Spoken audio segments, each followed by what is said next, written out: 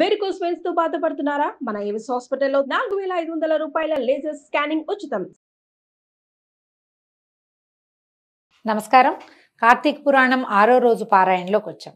ఈ రోజున కార్తీక సోమవారం కాబట్టి ఈ పగలు ఉపవాసం ఉండి సాయంకాలం చుక్కలు చూసి శివారాధన పూర్తి చేసుకుని అవకాశం ఉంటే ఒక దేవాలయానికి ఎక్కడికైనా వెళ్ళి నేతితోటి కానీ ఆవు నెయ్యితోటి కానీ నూనెతోటి కానీ తైలంతో నువ్వుల నూనె అని చెప్పుకుందాం.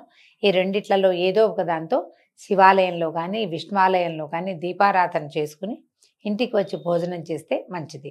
కార్తీక సోమవారాలైనా అంటే 4 సోమవారాలు వస్తాయి కదా, సోమవారం నాడైనా ఉపవాసం ఉండటం మంచిది. పౌర్ణమికి ముందొచ్చే సోమవారాలు మరీ విశేషంగా చెప్తారు. ఇది మొదటి సోమవారమే కాబట్టి భక్తి శ్రద్ధలతోటి కార్తీక సోమవార వ్రతాన్ని చేసుకుందాం. అయితే ఇవాళ పారాయణలో ఏముందో చూద్దాం. వశిష్ఠ మహర్షి ఇట్లా చెప్తున్నారు. ఓ జనక మహారాజా, కార్తీక మాసమందు భక్తితో మాసమంతా హరికి కస్తూరితోనూ గంధంతోనూ పంచామృతాలతోనూ అభిషేకం చేయించువాడు 10,000 అశ్వమేధయాగముల ఫలితాన్ని పొంది తుదకు పరమపదాన్ని చేరతాడు. కార్తీక మాసమందు సాయంకాలంలో హరి సన్నిధిలో కానీ శివ సన్నిధిలో కానీ దీపదానాన్ని ఆచరించేవాళ్ళు, అంటే దీపదానం అంటే ఎవరికైనా ఇవ్వడం అని కాదండి, దీపారాధనని చేసేవాళ్ళు కూడా విష్ణు సాయుధ్యము లేదా శివ సాయుధ్యాన్ని పొందుతారు. సాయంకాలం దీపారాధన చాలా విశేషం, దేవాలయాల్లో ముఖ్యంగా చెప్పబడింది. కార్తీక మాసమందు దీపదానం చేసిన వారు జ్ఞానాన్ని పొంది విష్ణులోకాన్ని పొందుతారు. కార్తీక మాసంలో పత్తిని చక్కగా ధూళి లేకుండా విడదీసి ఒత్తిని చేసి బియ్య పిండితో కానీ గోధుమ పిండితోటి కానీ పాత్రని అంటే దీపారాధన కుందుని చేసి గోఘృతము ఆవు నేతిని పోసి ఒత్తిని తడిపి వెలిగించి చక్కగా ఒక మంచి బ్రాహ్మణుని ఒక ఆయన్ని చూసుకుని వారిని పూజించి దానముగా ఇవ్వవలెను. ఈ దీపదానము చాలా విశేషంగా చెప్తారండి. మనం ఇప్పుడు దీపదానం అంటే వెండి, ఇత్తడి, కంచు, రాగి ఈ 4 లోహాలతో చేసినటువంటి దీపారాధన కుందిని ఇవ్వచ్చు దానంగా. వీటికి మనకి శక్తి లేకపోతే కనుక, శక్తి లేకపోవటం అనే కాదు, ఇది విశేషంగా కూడా చెప్తారు. బ్రాహ్మణులు తీసుకోవడానికి ఇష్టపడని కాలం కూడా వస్తుంది ఇప్పుడు. కానీ మనం బియ్య పిండితోటి ప్రమిదం చేసుకుంటాం కదా, కుందులు చేస్తాం. దాంట్లో ఆవు నెయ్యి పోసి దీపాన్ని వెలిగించి ఆ వెలుగుతున్న జ్యోతిని దక్షిణ తాంబూలాలతోటి ఎవరైనా బ్రాహ్మణోత్తముడికి దానం చేస్తే మంచిది. మీరు ఏదైనా దేవాలయానికి వెళ్ళినప్పుడు మనం అయ్యగారిని ఒకసారి దీపదానం చేసుకుంటానండి మంత్రం చెప్పమంటే వారు సంకల్పం చెప్పించి మంత్రం చెప్తారు. ఈ మంత్రం చెప్పిన వారికే మనం ఇవ్వచ్చు. అయితే ఒట్టి పిండి దీపారాధన ఇస్తున్నాం కదా, కొంచెం దక్షిణ ఇతోధికంగా వారితో ఒకసారి మాట్లాడుకుని మనం దక్షిణ తాంబూలాలు సహితంగా దీపదానం చేసుకుంటే చాలా మంచిది. లాస్ట్ ఇయర్ చేసామని ఈ ఇయర్ మానేయక్కర్లేదండి. నిరుడు చేసుకోవచ్చు, ఈ ఏడాది చేసుకోవచ్చు. అధికస్య అధికం ఫలం. కానీ జీవితానికి ఒక్కటైనా చేసుకోవాలంటారు. అందుకని ఒకవేళ కార్తీకంలో చేసే అలవాటు ఉన్నా కుదరకపోయినా కూడా మనం ఏ గృహప్రవేశమో చేసుకుంటాం కదా, అప్పుడు చక్కగా దీపదానాన్ని కూడా నిర్వహించుకుంటే విశేషమైన ఫలితం లభిస్తుంది. అయితే మాసమంతా చేసి అంతంలో అంటే నెల రోజులు పిండి దీపారాధన, ప్రతిరోజు దీపారాధనని దానం చేయమంటున్నారు. పురాణంలో ఇట్లా చెప్పబడింది. అంతమంది అంటే మాసం చివరికి వెళ్ళాక వెండితో పాత్రను చేయించి బంగారంతో ఒత్తిని చేయించి బియ్యపిండిలో మధ్యగా ఉంచి పూజించి నివేదించి తర్వాత బ్రాహ్మణునికి భోజనం పెట్టి అటు పిమ్మట తాను స్వయంగా ఈ కింది మంత్రాన్ని చెప్తూ ఆ దీపాన్ని దానం చేయాలి. మంత్రం చెప్పకుండా సంస్కృత శ్లోకం చెప్పలేదు, తెలుగులో రాశారండి. దీపము సర్వజ్ఞానదాయకము సమస్త సంపత్ప్రదాయకము కనుక నేను ఇప్పుడు దీపదానాన్ని చేస్తున్నాను. ఈ దీపదానం వల్ల నిరంతరము శాంతి కలుగుగాక. ఈ దీపదానం వల్ల లభించేది ఏంటంటే పుష్కలంగా మనశ్శాంతి లభిస్తుందండి. దీపదానమే దానికి ప్రధానమైన ఫలితం ఏం చెప్పారంటే మనశ్శాంతి, చిత్తశాంతి కోసం ఇట్లా చేయాలి. ఏవో రకరకాల బాధలు పడుతూ ఉంటాం, ఎప్పటికీ మనకి ప్రశాంతత లభించదు. అలాంటి వారు దీపదానం చేస్తే అది లభిస్తుందట. మంత్రం చెప్పుకుని ఈ మంత్రార్థం ఉన్న మంత్రాన్ని చెప్పుకుని ఆయన మన అయ్యగారు కూడా చెప్తారు, మనకి చెప్పించుకుని ఈ దీపాన్ని దానం చేసుకోవాలి. ఈ విధంగా స్త్రీలు కానీ పురుషులు కానీ కార్తీక మాసంలో చేస్తే కనుక అనంతమైన ఫలితాన్ని పొందుతారట. ఈ దీపదాత ఎవరైతే దానం చేస్తారో వాళ్ళకి విద్య లభిస్తుంది. దీపదాతకి శ్రవణ ఫలితాన్ని కూడా, ఏదైనా శాస్త్రం ఎవరైనా చదువుతుంటే వింటే ఏ ఫలితం లభిస్తుందో దీపదానం చేసుకున్న వాడికి అది లభిస్తుందట. తర్వాత ఆయుష్ని పొందుతారు, స్వర్గాన్ని కూడా పొందుతారు. ఈ కార్తీక దీపదానం వల్ల మనోవాకాయములతో చేయబడిన జ్ఞాన అజ్ఞాన కృత పాపాలు కూడా నశిస్తాయి. ఒకటి మనశ్శాంతి లభించటమే కాకుండా తెలిసి చేసిన తెలియక చేసినటువంటి పాపాలన్నీ కూడా శమిస్తాయి. కాబట్టి దీపదానం చేసుకోమని చెప్తున్నారు. ఈ విషయంలో పురాతనమైన ఒక గాథని చెప్తున్నారు. పూర్వకాలంలో ద్రవిడ దేశంలో సుతబంధు విహీన అంటే పిల్ల జల్లా లేరు, బంధువులు కూడా పెద్దగా లేరు, ఒక స్త్రీ ఉండేదట. ఆవిడ ఏం చేసింది, నిత్యము ఆవిడ భిక్షకి వెళ్ళి ఆ భిక్షాన్నాన్ని భుజించేది. ఎప్పుడు దూషితాన్నమే, అంటే రకరకాల చేతులతోటి పెట్టబడింది కదా, ఆ అన్నాన్నే తినేది. పరిశుద్ధమైన అన్నం వండుకుని తినే పని ఎప్పుడూ చేయలేదు. సద్దన్నం తినేది, ఇవాళది రేపటిది ఎల్లుండికి అట్లా తినేదన్నమాట. అన్నం నిలవబెట్టుకుని సద్దన్నం తినేది. నిత్యము ధనం పుచ్చుకుని పరులకు వంట, కుట్టు పని, నూరటము మొదలైన పనులు చేసేది. ఎవరికైనా సహాయం చేయటానికి వెళ్ళేదే, పక్కింటి వాళ్ళు మా ఇంట్లో పూజ ఉందిరా, మా ఇంట్లో పని ఉందిరా, చుట్టాలు వస్తున్నారు రా సహాయానికంటే వెళ్ళి వాళ్ళ ఇంట్లో ఏమైనా దంచటము, ఏదైనా కడగటము, తర్వాత వంట చేయటము, అలాంటి సహాయాలు చేసేది. సహాయం అంటే వెళ్ళి డబ్బులు తీసుకునేది, అంటే కూలికి వెళ్ళేది ఆవిడ. అమ్మకము కొనటము కూడా చేసేది. ఏం చేసేది, అన్నం ఎవరైనా మా ఇంట్లో చాలా అన్నం ఉందంటే వాళ్ళకు పావలా ఇచ్చి అన్నం తెచ్చుకునేది. దాన్ని 2 రూపాయలకి అమ్ముకునేది. అన్నం అమ్మటం కూడా దోషమే. అయితే ఇలాగా తినక సద్దన్నం తిని రకరకాల పనులు చేసి వీలైనప్పుడు అన్నాన్ని కూడా అమ్మి బాగా ద్రవ్యాన్ని సంపాదించింది.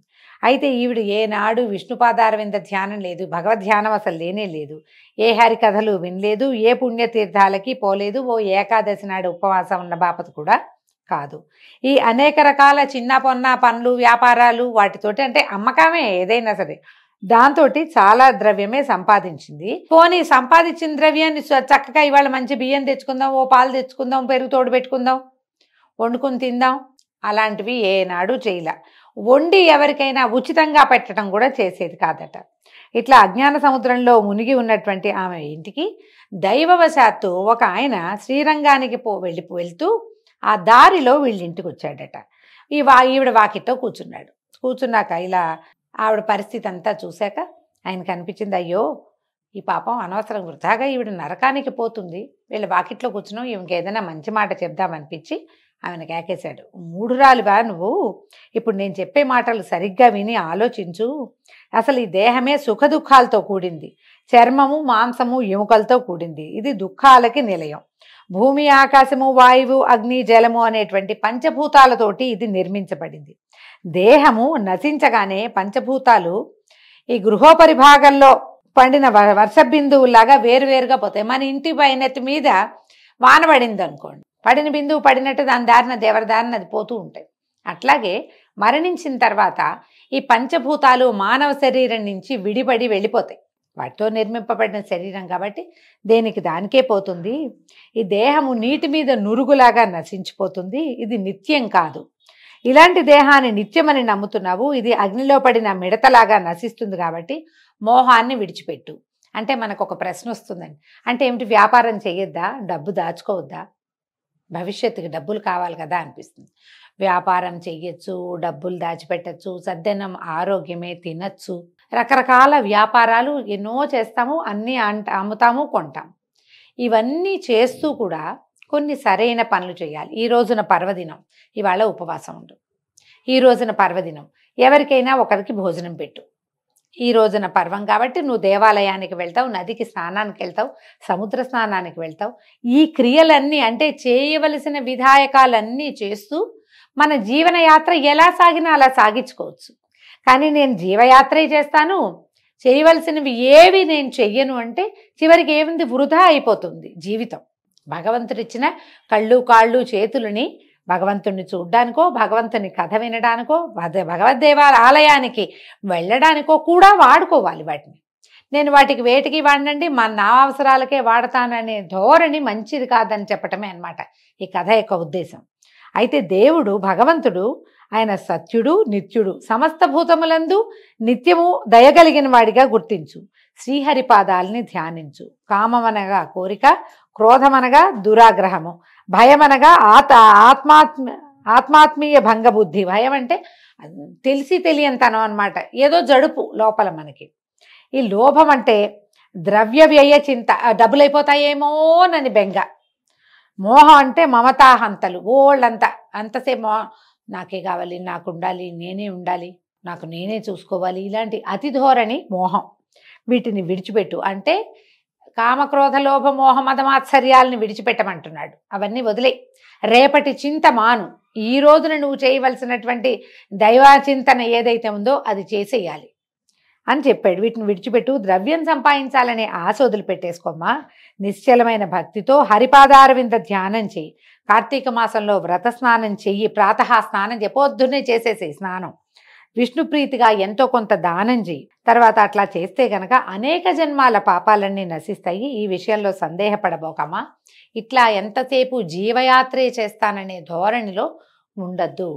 ఓ పర్వదినము, ఓ మంచి రోజు, ఒక మంచి మాసము, వీట్లలో మనం చేయవలసిన విధాయకంగా మానవుడన్న వాడికి పురాణాల్లో ఏం చెప్పబడిందో, శాస్త్రం ఎలాంటిది విహించిందో వాటిలో కొన్నిటినైనా నువ్వు పాటించు అని ఈమెకి బాగా బోధించి ఆ శ్రీరంగానికి వెళ్తున్నటువంటి బ్రాహ్మణ పరిపరి విధాల ఆమెకి అర్థమయ్యేలాగా చెప్పెళ్ళాడు. ఆయన తూర్పుగా ప్రయాణమై వెళ్ళిపోయాడు. అయితే ఈవిడ ఇక్కడున్న స్త్రీ ఆలోచించింది, నిజమే కదా, నేనేమీ చేయటం లేదు, ఈ డబ్బులు దాచిపెడతా, రేపొద్దున ఆయన చెప్పినట్టు నేను పోతే ఈ డబ్బు ఎవరు తిన్నట్టు, కనీసం దానమైనా చేయకపోతేనే అని చెప్పి బాగా ఆలోచించుకుని తను చేస్తున్నటువంటి పచ్చిపాపాలకి వగచి ఆ కార్తీక వ్రతాన్ని చేయటం మొదలుపెట్టిందట. సూర్యోదయంలో శీతోదక స్నానము, హరిపూజ, తర్వాత దీపదానము, తర్వాత పురాణ శ్రవణము, ఈ ప్రకారంగా కార్తీక మాసం నెల రోజులు చేసి చివరికి బ్రాహ్మణ భోజన సమారాధన కూడా చేసిందట. నెల రోజులు శీతోదక స్నానం చేయటం వల్ల చన్నీళ్ళు స్నానం చేసిందిగా, ఆవిడికి శీత జ్వరం సంభవించి కార్తీక మాసం తర్వాత ఆమె మరణించింది కూడా అట. ఆ తర్వాత ఆమె కోసం అట విష్ణు పార్షదులు వచ్చి విమానం ఎక్కించుకుని తీసుకుపోయారట. శాశ్వత స్వర్గభోగాల్ని సౌఖ్యాన్ని పొందింది. కాబట్టి కార్తీక మాసమందు అన్నిటికంటే దీపదానం అధిక పుణ్యకర్మం. కార్తీక దీపదానము తెలిసి తెలియక చేసిన పాపాలని నశింపజేస్తుంది. కానీ పూర్వం ఒకప్పుడు పరమేశ్వరుడు కూడా తెలియజేశాడట, ఈ విషయం చెప్పాడు, దీపదానం చేయండి కార్తీకంలో, అప్పుడు పాపాలన్నీ పోతాయని ఇంకొక పురాణంలో, శివపురాణంలో అక్కడ చెప్పబడింది. కాబట్టి ఈ రహస్యం నీకు చెప్పాను. దీన్ని విన్నవాళ్ళు, అంటే దీపదాన మహాత్మ్యాన్ని విన్నవాళ్ళు, కార్తీక స్నాన మహాత్మ్యాన్ని విన్నవాళ్ళు కూడా జన్మ సంసార బంధనాల్ని తెంచుకుని విష్ణుపాద ప్రాప్తులు అగుదురు. కాబట్టి ఈ విషయాన్ని ప్రచారం చేయాలి. కార్తీకం దీపదానం చేసుకున్నారా అని అడిగి చేసుకోండి మంచిది అని చెప్పమంటున్నారనమాట. ఇది రహస్యం, కానీ అందరికీ చెప్పాల్సిందే.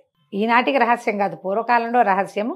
ఇప్పుడు ప్రతివారు కూడా ఒక్కసారైనా ప్రతి కార్తీక మాసంలోనూ ఒక్క దీపదానాన్నైనా నిర్వహించుకోమని చెప్తూ వశిష్ఠ మహర్షి ఇలా బోధించారు. దీంతో ఈరోజు 6వ రోజు పారాయణ పూర్తయిందండి. ఈ కార్తీక సోమవారాన్ని కూడా సుసంపన్నం చేసుకోండి. రేపు ఉదయం మళ్ళీ 7 కలుసుకుందాం. నమస్కారం.